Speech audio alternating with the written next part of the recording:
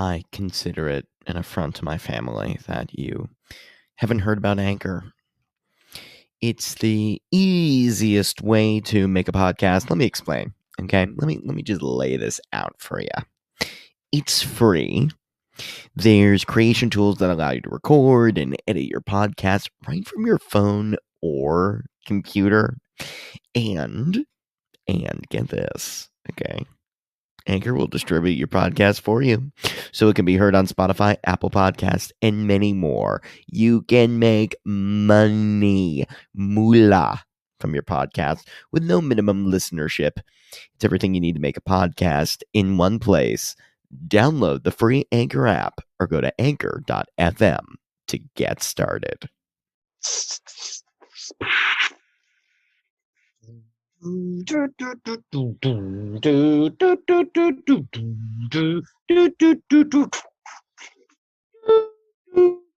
loops. Open loops. Open loops. Open loops. Open loops.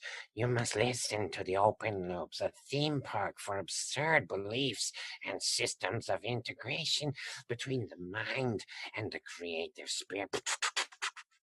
Open loops.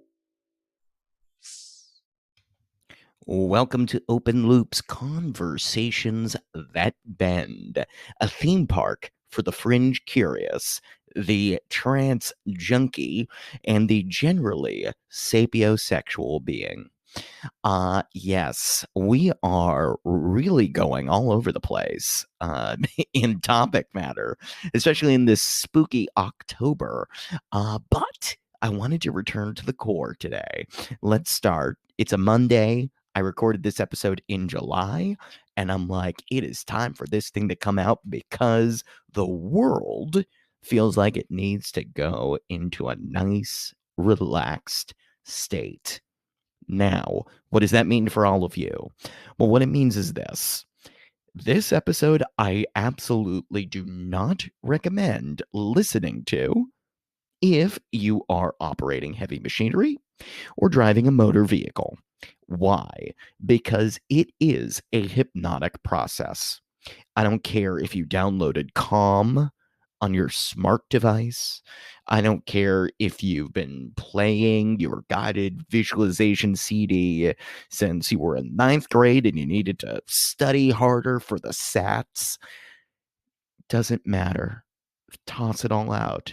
This episode will actually create something inside of you that doesn't even realize is there yet. This episode is a process. I ask her, what's neuro-linguistic programming, NLP? And I've talked about it a little before in the show. And instead of telling me the answers to things, she actually leads me through processes that change. I was entranced the entire episode, and I guarantee you're going to be too. Jocelyn Bellows is a practitioner of neuro-linguistic programming.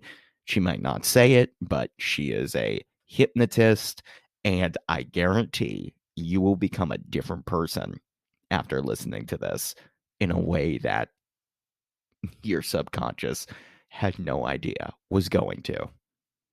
Jocelyn Bellows. She's coming up. Enjoy.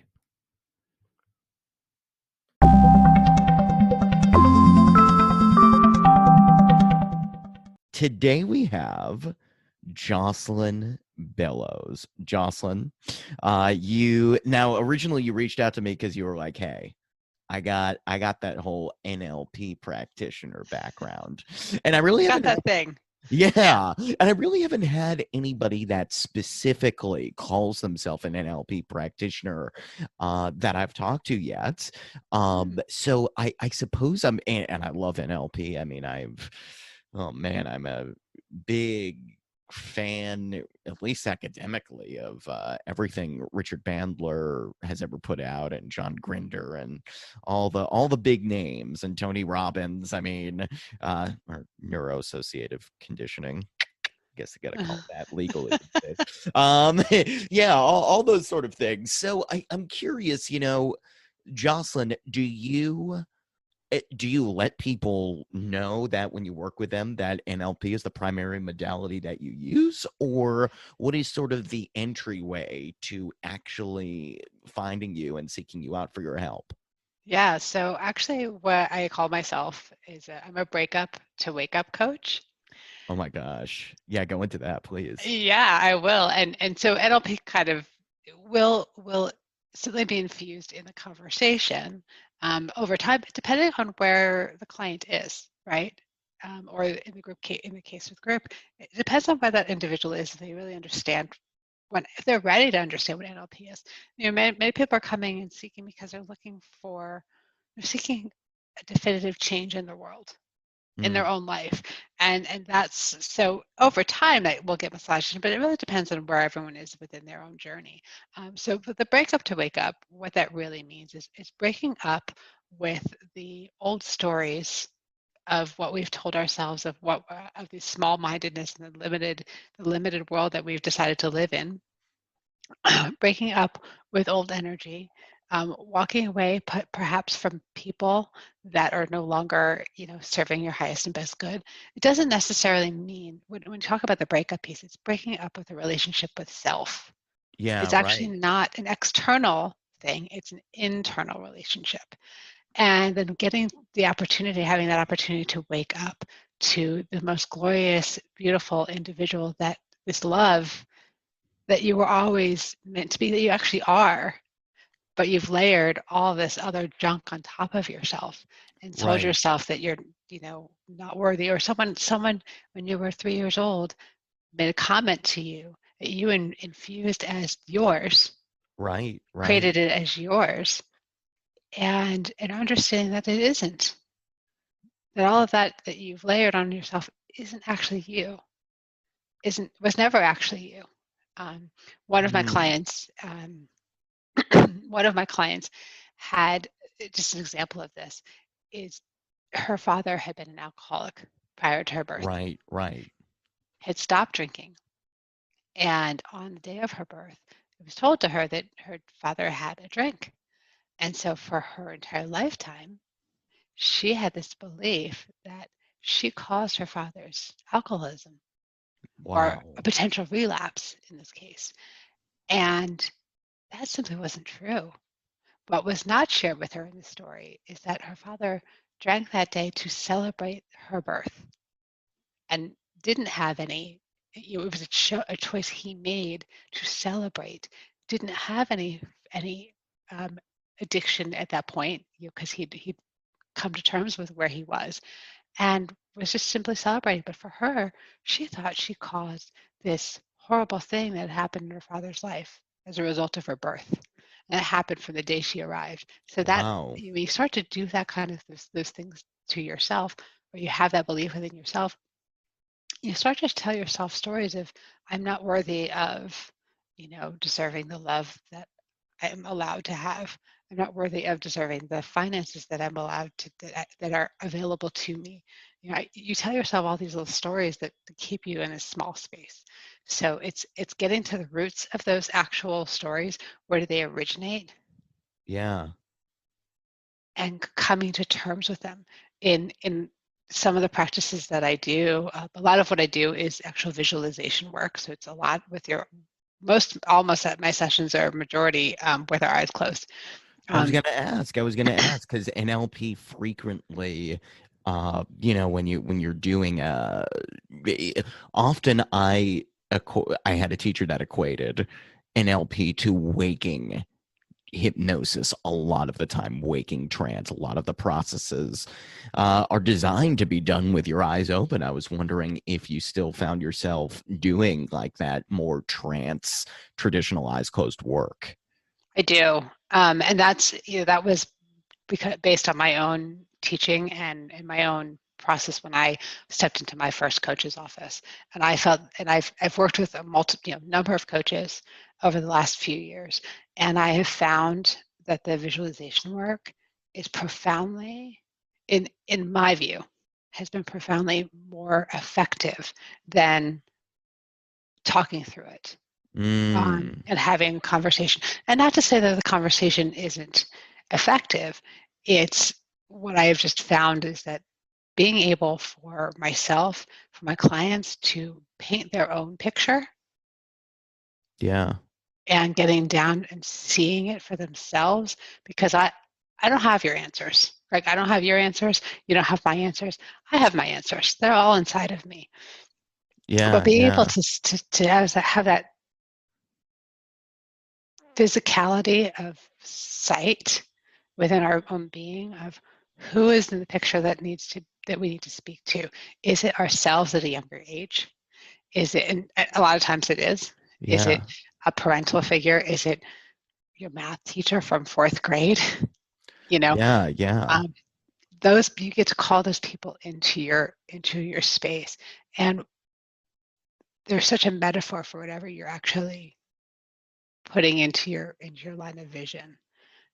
If it's calm water, if it's destructive water, if it's certain colors, they all have meaning that we've created for ourselves.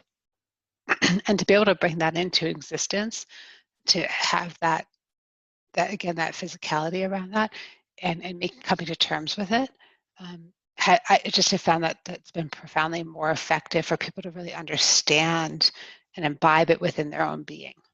I And have to then, ask you something. yeah, This is go ahead. like off the top of my head. Yeah, go ahead.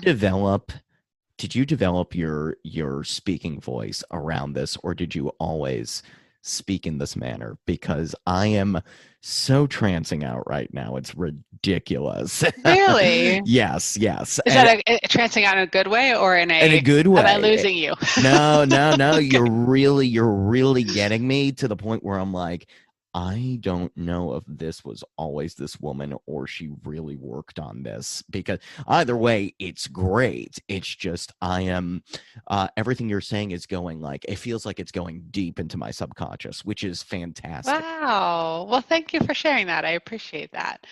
You know what? That's a wonderful question to ask, because I'd say that there's probably been pieces of me that I've always spoken this way, and unconsciously, I probably spoke this way for many years, and then I woke up. Yeah. And now I find that the vocabulary and the words that I use and how I speak is, it feels different to me because I'm more aware of it. Mm. Um, that's curiosity. I think what I might just do actually is go back to people that I was close with before I woke up, and I'm curious to see what they might come back to me with. Yeah, what is That, waking up? Like, what, go into oh, that a little bit. I know yeah, you have a story about, you dissolved your marriage. That was kind of yes. like, is that up around the waking up period, or is it a different thing? What is It was sort of I think the final pin that mm, prompted this change for me in many ways. And so I'll dive into that yeah, quickly. please. I want to So know what's the wake up. yeah, absolutely. So I live in Colorado these days. I moved here 3 years ago, just over 3 years ago, from Pennsylvania. I'm originally from the East Coast. And in order to, when we were living in Pennsylvania, I was married and had, a great job, 6-figure salary, I was married at the time and had, my husband owned a bicycle shop, and the bike shop was like a success out of the gate. It was just like on fire. And then we had a child. And so anyone looking at our life externally could have said, hey, you've got everything, right? You've got the good job, you've got a solid business, you've got a healthy child, like everything. And we owned a home, financially Yeah. we were very stable. Like the external world would have said, you guys have everything. Yet internally, I was bankrupt. I knew there was an emptiness inside of me, and I known it for years. I mean, Hmm. if I think back, I knew it when I was a teenager. I actually can tell you, I can go back to at this point, go back to my childhood and Wow. know where I've always felt this like level of internal emptiness. Fast forward, moved to Colorado. In order to make this move, I had a very open conversation with my employer about making this move, and it was a choice that we made. We wanted to come out here to live, have a life where we were going to be access the outdoors much more frequently. We're very active. My husband and I were very active, and we had this young child, and we're like, this is what we want for him as well. And so I had this very open conversation with my employer. We parted ways on an amazing way, and I came to Colorado, and my husband was at the time flying back to Pennsylvania frequently to run our business, which we had remained open for another 6 months after we moved. And in that space was the first time in my life for like over a decade where I actually had quiet in my world. I wasn't running from thing to thing to thing, because prior to that, I was working full time, helping to run the business. Then I became a parent and still helping to run this business, working 6-7 days a week. It was just, it was one thing. There was no space. Came here, all I had was space, and I had this realization that I really was like, there is a lot that's out of alignment within me. And there was a final moment that finally hit within my marriage. It was like, I had known, we all know, but there was this final moment where I was like, okay, I have to walk away from this piece of my life. It's, I'm drowning. I lost my own spark. I lost my own sense of me within this relationship. So in this case, for me, it broke up an external relationship, but again, it was breaking up with an internal relationship, because everything that happens to you happens for you because you're creating it to happen, right? I didn't love myself. And so I ended up in this relationship that wasn't loving. And this isn't his, this is mine. So when I started to put those pieces together and walked away, I'd been in therapy for many years, just never felt as if I was making any significant progress and making significant change in my world. So I was like, when the idea of coaching came up, I was looking at a business coach because I wasn't working, and I was like, maybe I need some help here because I'm having some, I was like struggling with that. Yeah, right. And then a life coach came along, and I was like, well, my life seems to be not, I don't know what's going on in my life right now. So let's go this direction. And so when I walked into my life coach's office for the very first time, very first consultation, 30, 45 minutes, we did a 30-minute session with my eyes closed. And I can tell you, and I still speak with this coach regularly. He's become a personal friend. I'm sitting in his office, and we're doing this exercise, and I could not physically move. My body was cemented to my chair. And I reflect back on that, and I said, I didn't understand it at the time, but I realized now it was all the energy that was moving inside of my being, because we were shaking things up, and we were literally going right deep into my subconscious of what were the things that we had to work on from day one, from mapping that out. And so the awakening process is understanding that we have three decision bodies within our being. We have our mind, so psychology, and our thinking brain, our ego is our mind. Yes. Then we drop into our heart space. And if you follow the chakra system, your heart is your feeling. This is where everything, where all of your feelings come, your feeling of love, of joy and happiness, sadness, all the lower vibrational energetic feelings.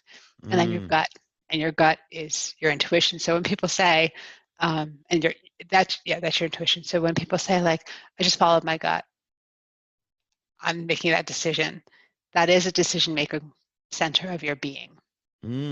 So it was the progression of quieting my mind, because our mind can be really productive and very destructive at the same, right?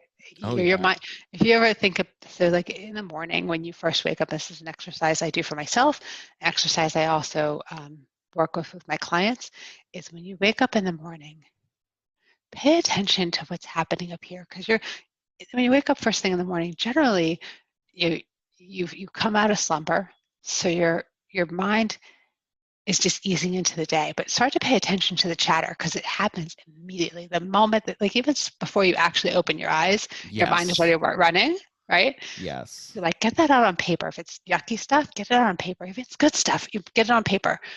Get it out of your being. And the moment that you start to actually get to quiet the mind, you get to start to drop into your body. And when you get to live in your body, like when you're in, do you have, I'm just curious, any specific, any particular activities that you truly enjoy? Like when you're in it, I don't know if you're an athlete. I see you have Scrabble behind you, or if you're reading a book, like you're really in your moment, right? Yeah, I love Present to that. reading. I mean, Okay, yeah, reading is one of my favorite things to do. I'm a hoarder of knowledge, I always say. I Yeah. love that. I love that. So when you're reading, have you ever taken a moment to like pay attention to how you're feeling while you're reading?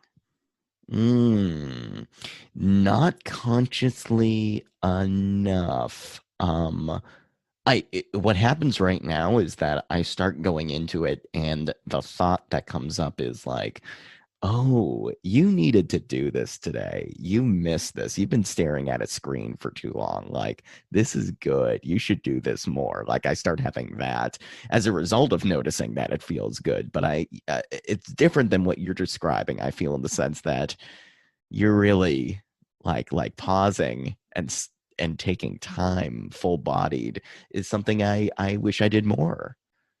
But so here's the thing: you are doing it, so you are understanding it. The concept I'm sharing Oh, that's is, good. when you're in the, like when you're reading, you're escaping into, or Yes. you're diving into the words on the page. Yes. You're Yes, not for up sure. here. You're not in your mind. You're in your being. Mm. So perhaps next time you pick up a book, or you're involved in something that you really truly love, um, you've checked out of your head and you're super present to what's right there with you. An example for me, first of all, I'm an athlete.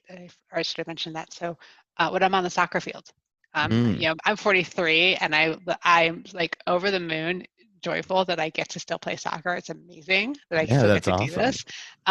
And I have, my son is 6 now, and he loves watching, which is like even better. Like he's like excited that he gets to watch mommy play, which is Yeah. awesome, right?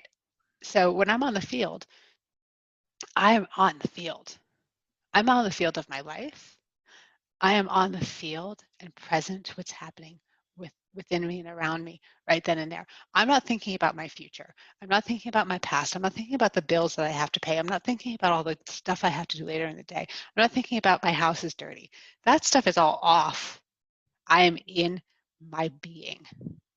So part of the Wow. awakening process is really having that awareness is level one.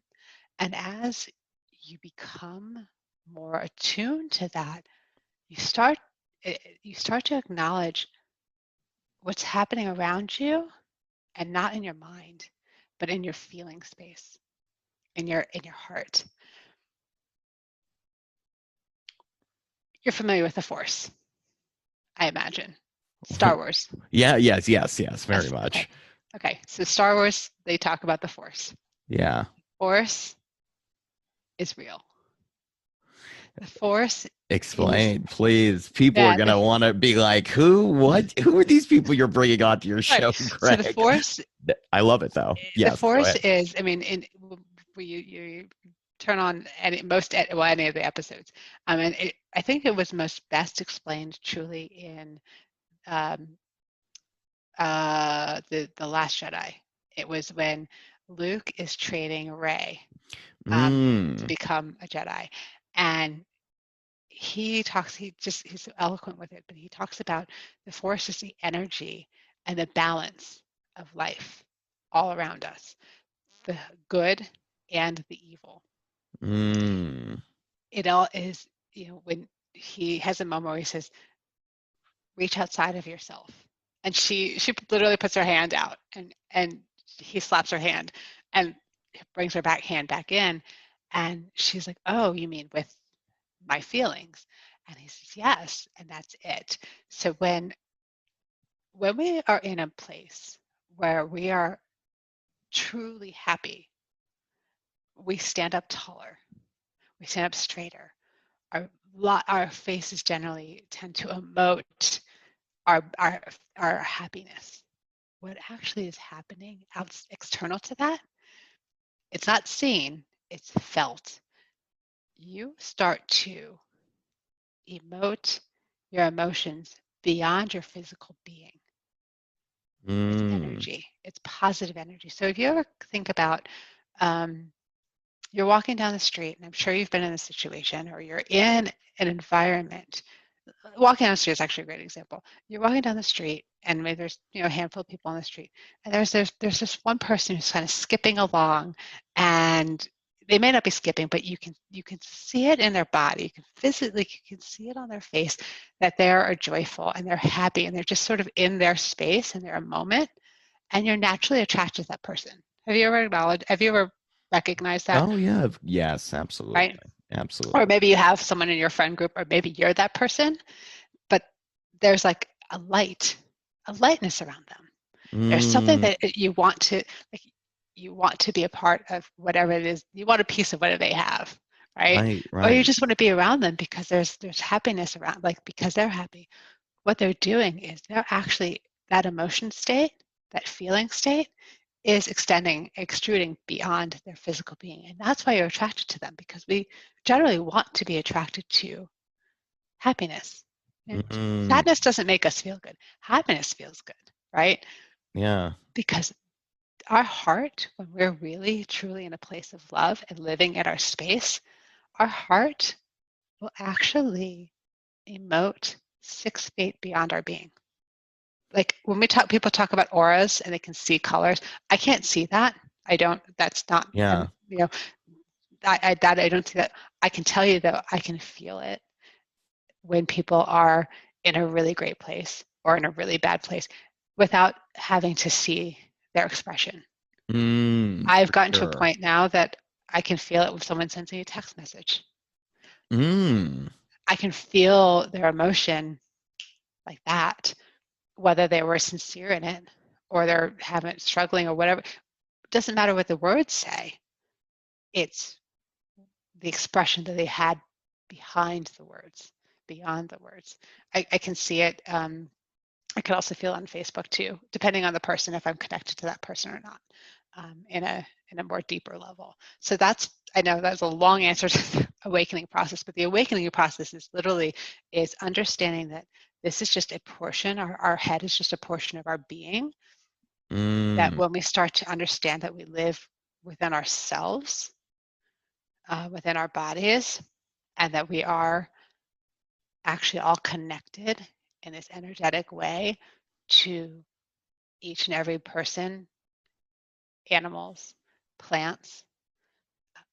We're all connected. We all share this energy around us. So if you ever notice, I don't know, do you have pets?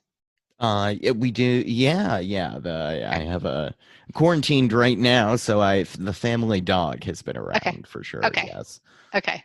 So I don't know if if you've noticed this too, like with your dog, if you're in a cranky mood and you maybe not saying anything, right? You haven't said anything, but maybe you're sad, or you're having a struggling, and that your dog seems to just understand this and comes up to like want your attention or just wants to cuddle you. They are feeling your energy. You haven't Yeah. said anything. They're feeling that. Just like babies. Do you have children? No, no, no, Okay. no. So when children are born, one of the first things, and this I didn't know this either until I had my own, the expression that they understand is feeling. So you'll notice, like the physicians will say to you, like, if you're having it's a moment of sadness, especially in the beginning, because like your emotions are all over the place. It's okay to put your child down, and it's because they're going to absorb what you're feeling.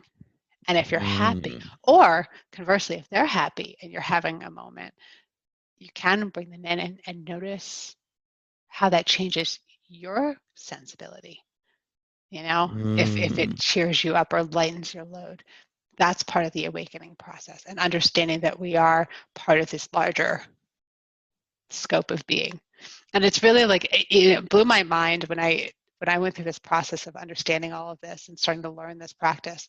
That when I went back, my son is a huge fan of Star Wars, so that's why I quoted it. And I was like, oh my gosh, they've been talking about this since 1977. It's been it's a popular media, right? And then also another line that they use frequently is everything you need. You have everything you need.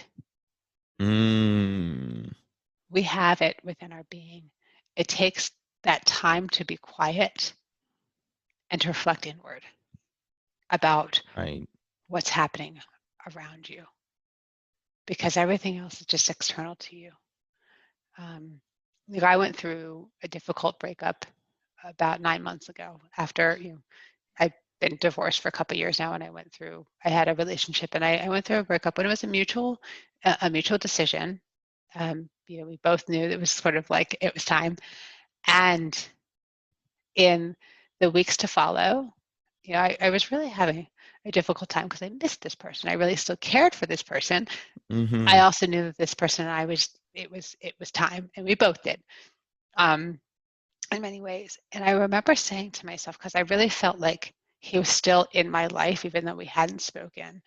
And I kept thinking, my mind kept thinking about him, and I kept feeling things around him. And I remember one night I was falling asleep, and I put my hands over my heart, and I just kept saying to myself, I'm safe, I'm okay, and this person can no longer harm me or hurt me. And not that he was doing any of this, but I was allowing myself to be hurt because this person wasn't in my world anymore.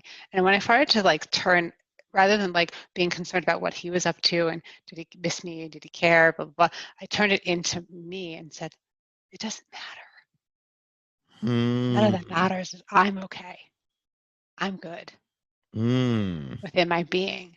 And so it's learning these processes. And so that's, so when we talk about the NLP, that's just a portion of it, but it's really coming and understanding and knowing who you are within your being. The NLP dives into pretty much anything that happens in the first 7 years of your life. Right. Which is sort of amazing and terrifying all at the same point, especially as a parent. We're going to fuck up our kids. That's just natural, right? But the first 7 years of our life is when we form the person that we become. And it's all based on the community that we're surrounded by. Our parents do the best they can. Our community does the best they can. And the reality is they're bringing traditions back from their parents.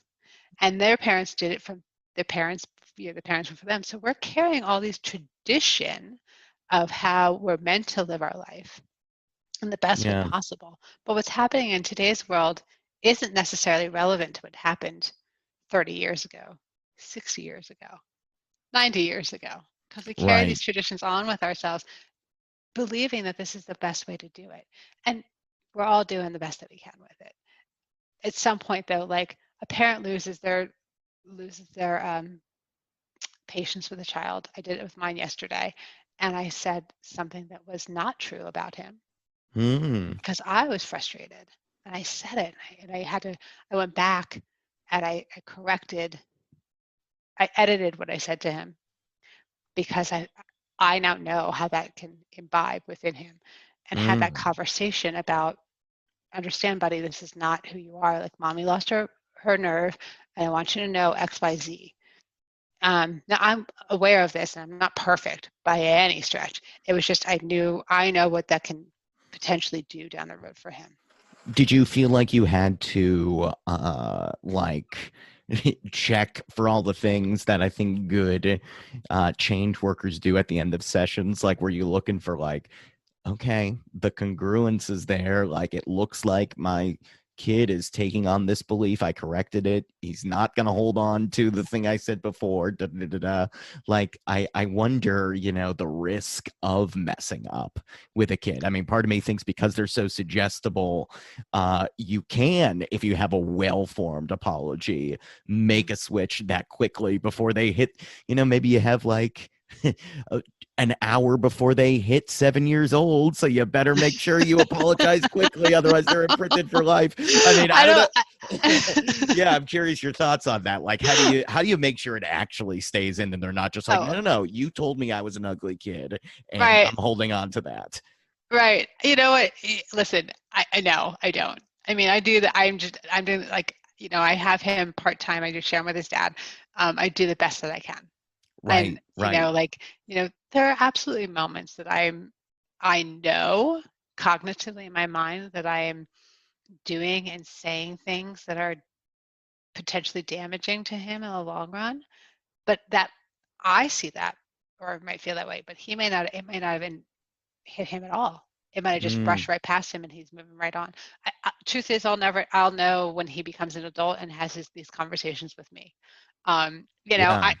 I do the best I can. And so I want to let's remove the fear factor around that for any parent out there. Just know that this is going to exist. We do it. Mm, Everyone living on this planet has something that happened in their childhood. Many things that have happened in their childhood have been wonderful, and there are things that are going to be like, um, okay, this is something I learned, or this is a trauma that I have.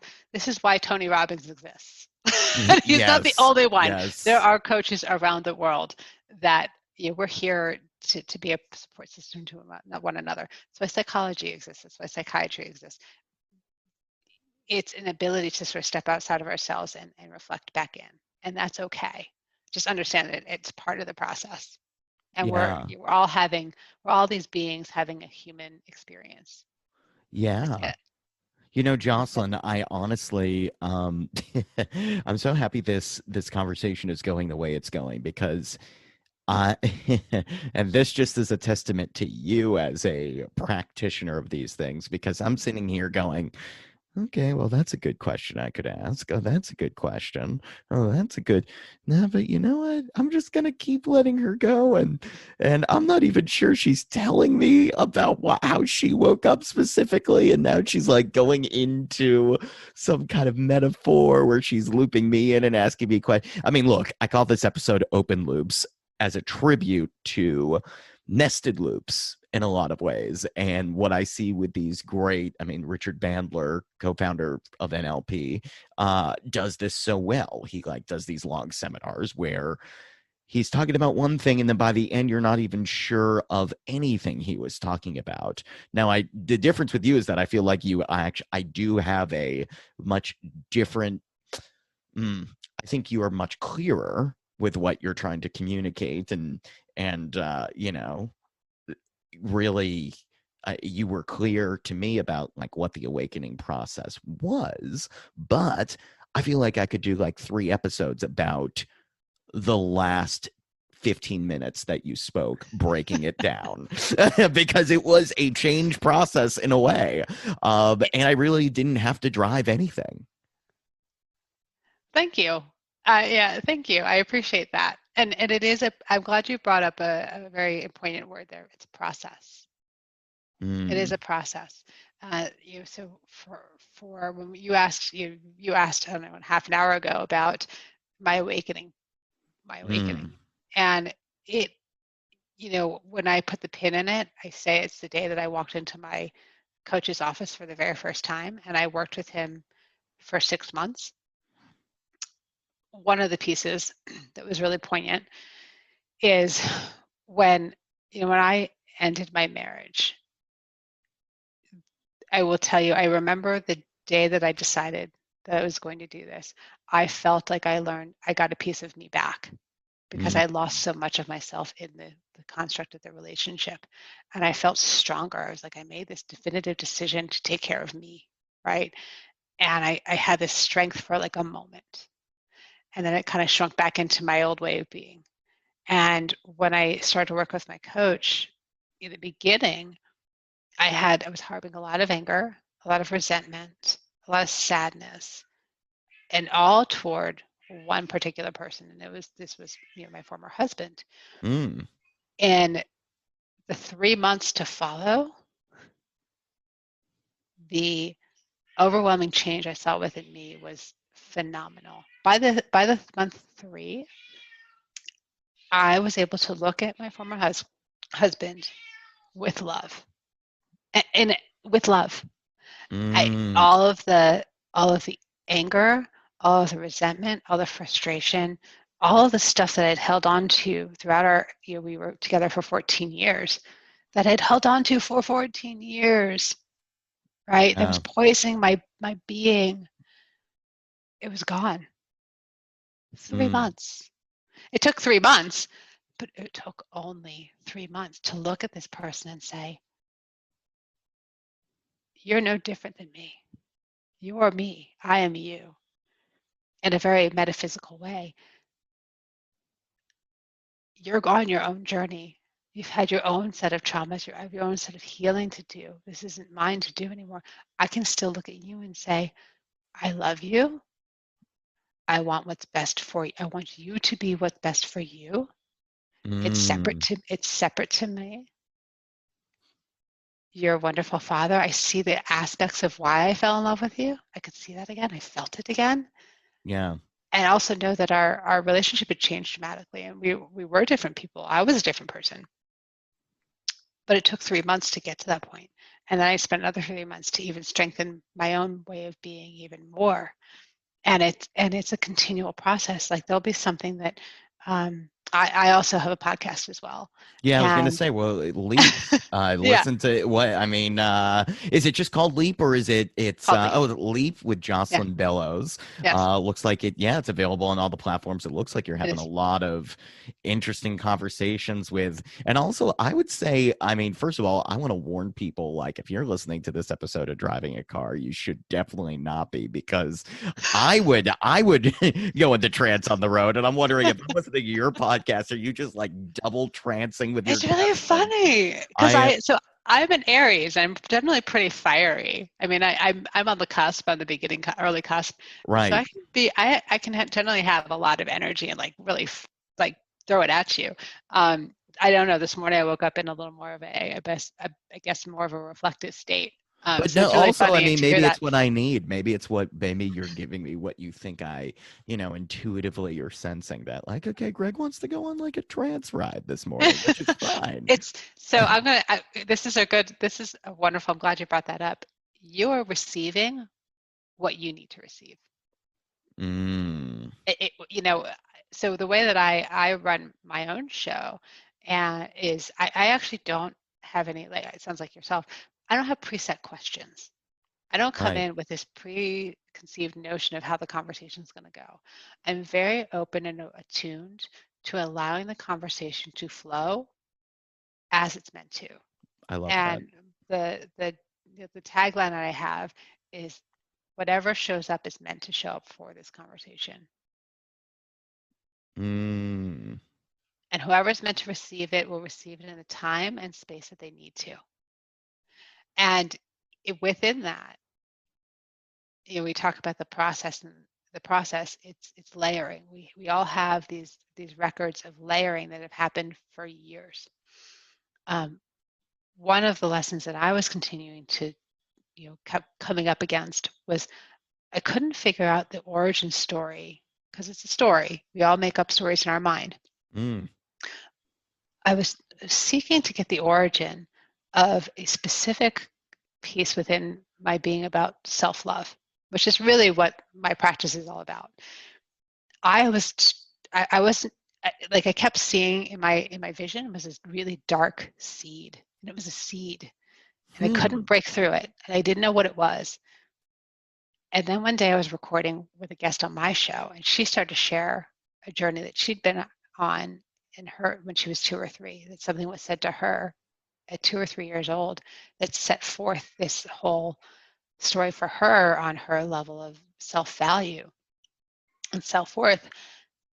And it was in that moment, as she's sharing her journey, that I had my aha moment. And I think I even said it out loud, because I communicate verbally. I don't necessarily communicate in my mind so much. I have a lot going on in my mind, but I said it out loud, and I was like, Jen, you said this, and it reminded me of something that happened to me when I was born. Wow. Obviously I don't recall those words that were said to me. It was something my parents said to me in adulthood about something that they had visioned for me as a baby. Now, maybe they said that to me as a baby, but that feeling piece, we were talking about the piece where babies can feel everything. I felt it as a newborn. It was like one of the first things I felt. And what they told me is that I was an ugly baby. When I was born, Mm. my face was so puffed, my cheeks were so puffed up, I couldn't open my eyes. And then like the day later, like my cheeks calmed down and, you know, I could smile and they could see my eyes and I was this beautiful child. However, in the very first moments of life, that's what my parents thought and felt. And so that affected my self-worth. So wait a minute, you're telling me during this interview you had that insight or is this something you knew because your parents had communicated this to you? Where was that coming from? Two parts. I had the insight on the actual show Mm-hmm. when Jen is sharing her journey about what happened with her.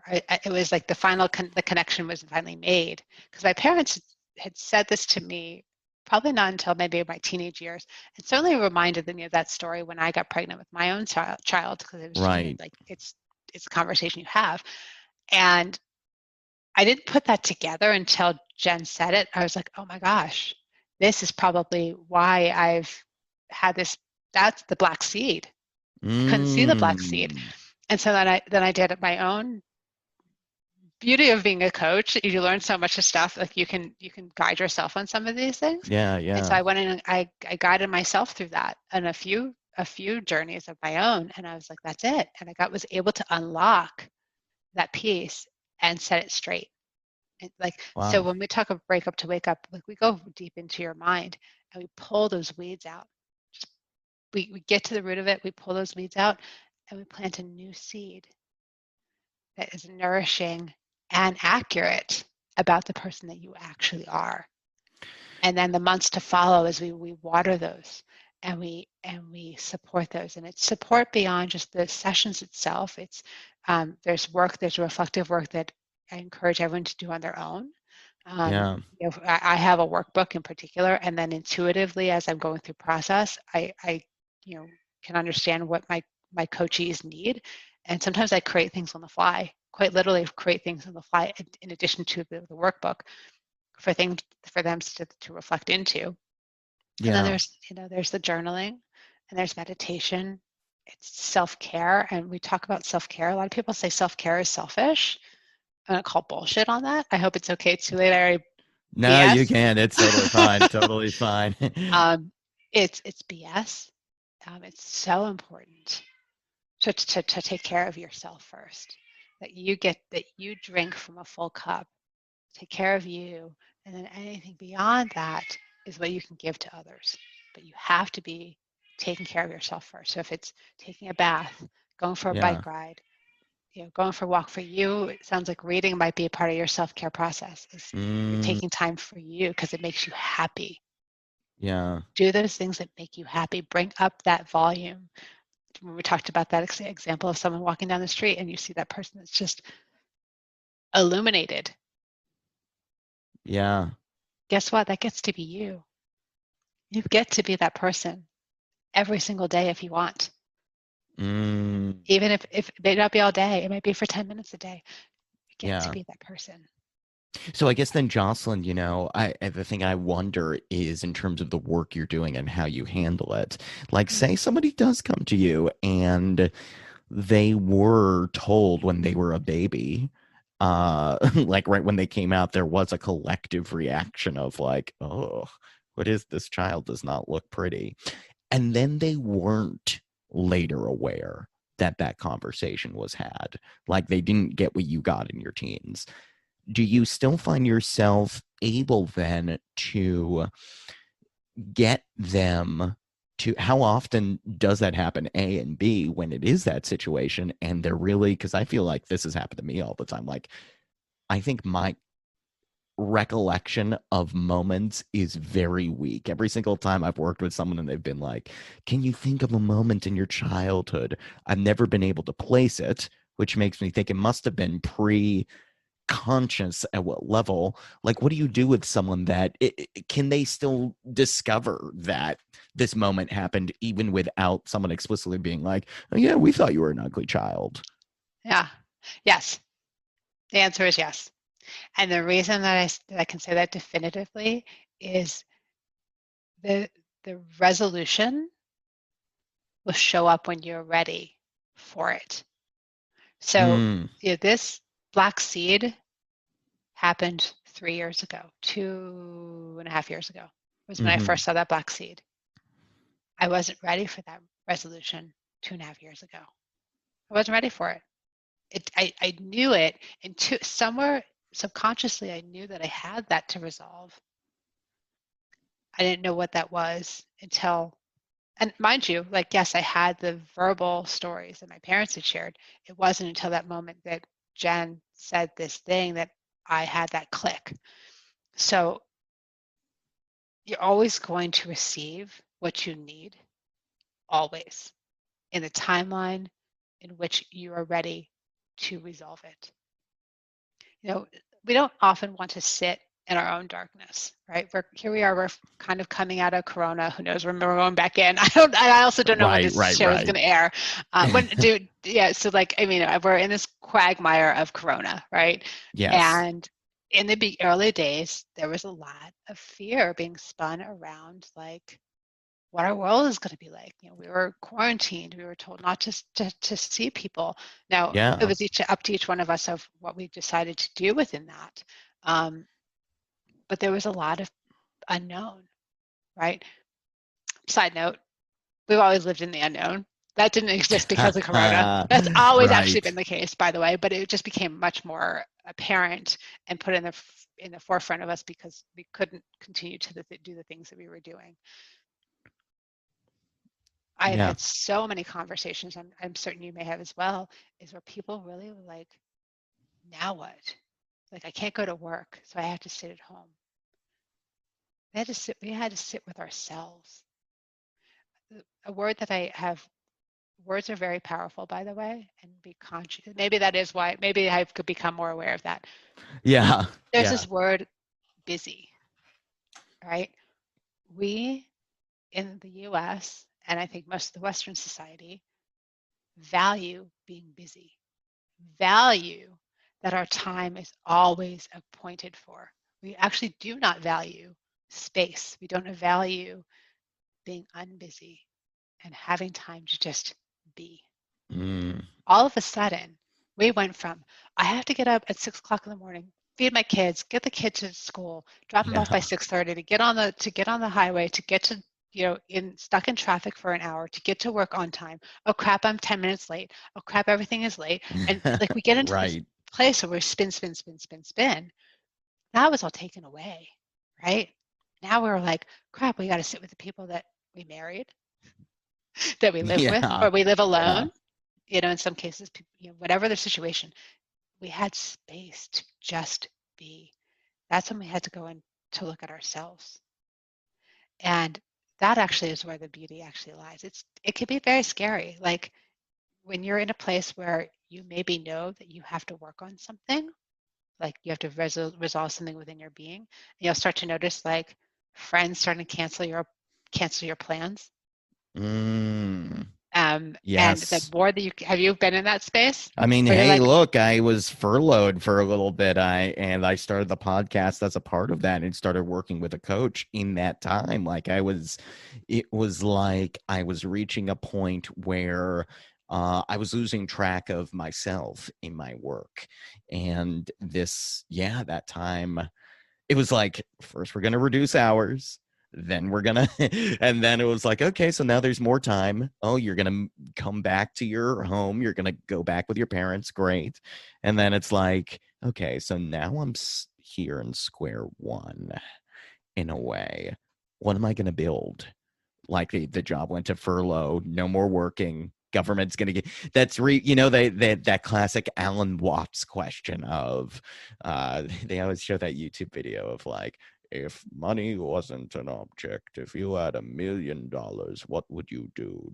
Yes. Like, I think a lot of people, now look, I'm saying that now we're getting towards the end of July, when a bunch of people are about to have less money, but for a little while, and people that have taken time, at least, with getting the benefits of just having money sent to them, and not doing anything, there was that moment of, okay, well, now you're making money, so, and not doing anything. What are you going to do with that? Like, I got a little taste of that abundance. Yeah. And look what you birthed. You birthed a show. Yeah. Yeah. No, I'm You very know? happy. Yeah. And I think, and so congratulations. Guess what? You're waking up. You've been Mm, on your process. yeah. You've been on your Totally. process. And yes, it's because you had that space.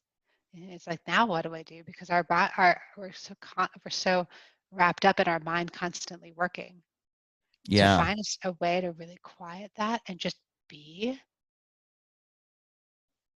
is true power, self-power. Mm. It is Do people self-power. mostly come to you? I mean, does breakup end up meaning that the people that work with you mostly come from the end of a relationship? Like, is that the primary thing, or do they It know? can be. It can Okay. be. I mean, that's certainly one of them. And either they're coming out of a relationship, or they're contemplating ending a relationship, um, or they're in a relationship and they're feeling fairly unfulfilled, or or right now, like I'm having a lot of people coming through that are in a quagmire about work because we know work is changing. But it's Yeah. understanding that ultimately it's understanding that there's something that's unfulfilling within their world, whether it be relationship or work. Generally, those are the two big ones.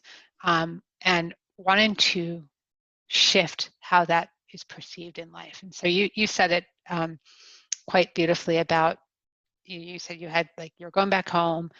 You had this moment of you came back home. Now what do I do? And you said, okay, well, if you had $1 million and it didn't matter, what would you do? What can you do? That's visioning your future. So right behind me, if you can see Mm. this piece of paper behind Yeah, I me, I was know wondering about it's that visual. That's actually one of my vision boards.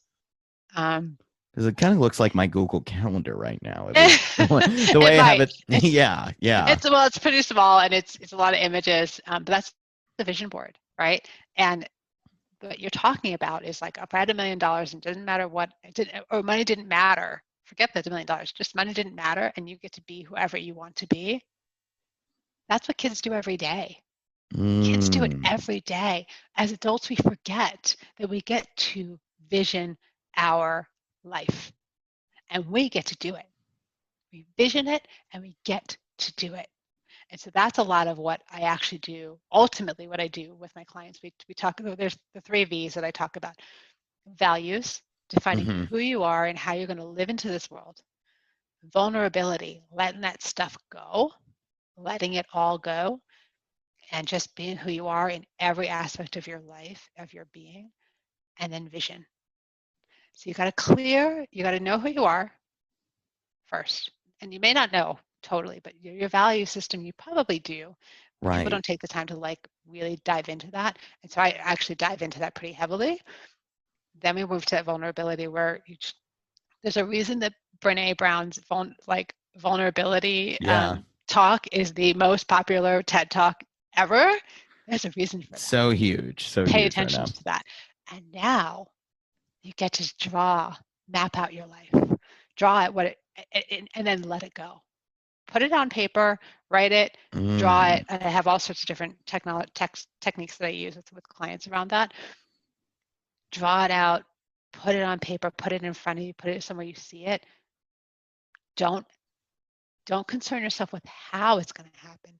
Just keep feeling the feelings of what it's going to be like when you have it, and then start to pay attention to what doors open up, what opportunities start to arise, and the people that show up in your world. Yeah. Yeah, this is man. Now I feel like I don't want to ask you a question that I would normally like maybe pay someone professional to ask for. Oh, go for it. But look, this is for someone that isn't clear about their values, for someone that starts looking at and sort of thinks these things are finite, what is the first step to getting more clarity when Yeah. you're not sure? You're having a debate between your head and your heart and your gut. Like, how do you what is the first step to aligning? Is there a short answer? Because I know There, we have to yeah, wrap I up in mean, a minute, but yeah, yeah. there is, and I can walk you through this real quick. So one of the things, and I'll take it really, really high level. So even though all the work is internal, it's about you. write down the 5 people that you admire most, whether the people that you know or people you don't know. You mentioned like Tony Robbins is one of them. So I don't know if you know Gary Oh yeah, Vaynerchuk. of course. Okay, Yeah. so I actually went to high school with Gary. He Oh literally wow. graduated a year ahead of me. So That's awesome. he's somebody that I put down as someone I really appreciate. Oprah Winfrey, Gabby Bernstein, or some of the others. Write those top 5 people down. People that you know, people that exist, people that don't. Write down why you so are attracted to them. What is it about them that you want for you? Again, remember Mm, that example of that someone walking down the street and you see they're shiny and happy and lovely, and guess what? That could be you too. Same thing. yeah. Write down the top 5, write down why. Circle those words that you see repeating from person to person to person, because I guarantee those are your values. Write Wow. down top 10 of those. Define them for you. Not Webster's dictionary. Define them for you. Give yourself an hour to 2 hours to really go through this exercise, because it takes some time to like digest. Don't run through it. Walk through it. Wow. Those are your values. That's where you start. Jocelyn Bellows, thank you so much. Look, ladies and gentlemen, I mean, I'm going to put all your links. Definitely, you can work with her. Facebook.com/breakup-to-wakeup coach. Actually, that one's down. We're going to put everything's on my personal page these days. Oh, great. Yeah, longer story there. Yeah, so everything's on my personal page. Great. Well, I will link to that, as well as Leap Podcast. Check it out. Really, you just got a taste of it today. So there's so much more that you can work with her and work out inside of yourself. It's me trancing out a little bit. I love okay. it. I loved how you wrapped that up. Thank you. Right. I really so appreciate your time. Absolutely. You're fantastic. Really. Thank you for the experience you gave me and all the listeners, and hope to chat with you again soon. I love that. Okay. Take care, Jocelyn. Bye.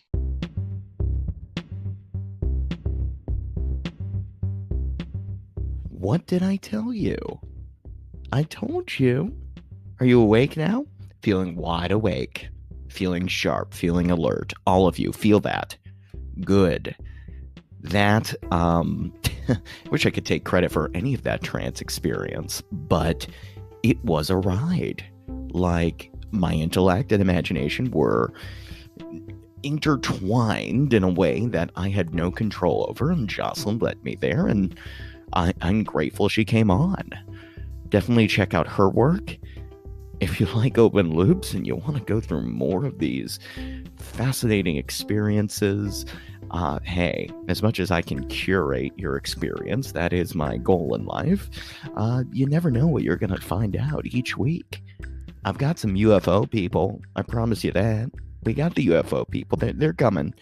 They're definitely coming. But this was even re-listening to this, I felt things inside me shift, and I definitely for all the parents out there, like, yo, you got 7 years to mess up your kid. Like, if that's your plan, like, you at least have many years to do so. I mean, some of you just thought it was like, maybe the first 5 years, but like, she's saying it's 7. So kudos to you out there that just want to keep on that parental like screw up train. That said, Open Loops is a show that's available for you to listen to, and if you want to keep it going, you want to keep it alive, please do subscribe. Please rate, leave a review. Always helps. I'm excited to bring you some more interesting people in interesting worlds. Come on back. Theme park's always open.